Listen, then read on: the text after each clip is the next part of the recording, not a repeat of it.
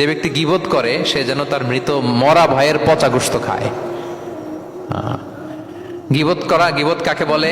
রাসূল সাল্লাল্লাহু আলাইহি ওয়াসাল্লাম বলেন গীবত হচ্ছে যিকরুকা আখাকা বিমা ইয়াকরাহু, তোমার ভাইয়ের অনুপস্থিতিতে তোমার ভাই সম্পর্কে এমন কিছু বলা যেটা শুনলে সে অপছন্দ করে, এমন কিছু বলা যেটা শোনা সে পছন্দ করে না।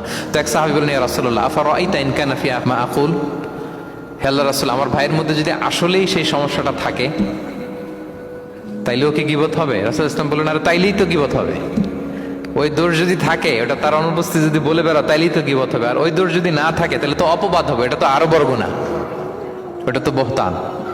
তাহলে এই গীবা ইংরেজিতে বলে ব্যাক বাইটিং। ইংরেজিতে কি বলে? এই ব্যাক বাইটিং, চগলখড়ি বা পরনিন্দা আরবিতে বলে গীবাত। এই গীবত আমরা করব না। কারো কিছু বলা থাকলে আপনি তাকে সরাসরি নাসিহাত করুন। আর দিন ওয়ান নাসিহা, দিন হচ্ছে উপদেশ দেয়া, শুভ কামনা করা, তার প্রতি শুভ কামনা করে আপনি তাকে বুঝান, সে হয়তো বুঝবে। কিন্তু আপনি তার অনুপস্থিতিতে তার নামে বাজে কথা, মন্দ কথা বলতে পারবেন? এটা অনেক বড় পাপ। একজনের ব্যাপারে আরেকজনের কান ভারী করা, ওর কথা ওর কাছে, ওর কথা ওর করে, এরকম করে সমাজের মধ্যে একটা গিরিঙ্গি লাগায়, আছে না নেই? এটা হারাম। রাসূল সাল্লাল্লাহু আলাইহি ওয়াসাল্লাম বলেন, মেরাজের রাত্রে আমি দেখেছি কিছু লোক লাহুম আদফার মিন নুহাস, তাদের নখগুলো তামা দিয়ে তৈরি, নখর ধারালো, ইয়াখদাশুনা বিহা উজুহাহুম ওয়া সুদুরহুম, তারা তাদের নিজের নখ দিয়ে নিজের গালের গোশত, বুকের গোশতগুলো টেনে টেনে ছিঁড়ছে।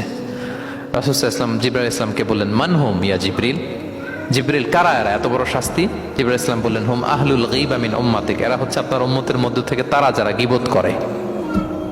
তারা কি করে? তাহলে গীবতের সাথে আমাদের কোনো সম্পর্ক, এটা থেকে আমাদেরকে বেঁচে থাকতে হবে।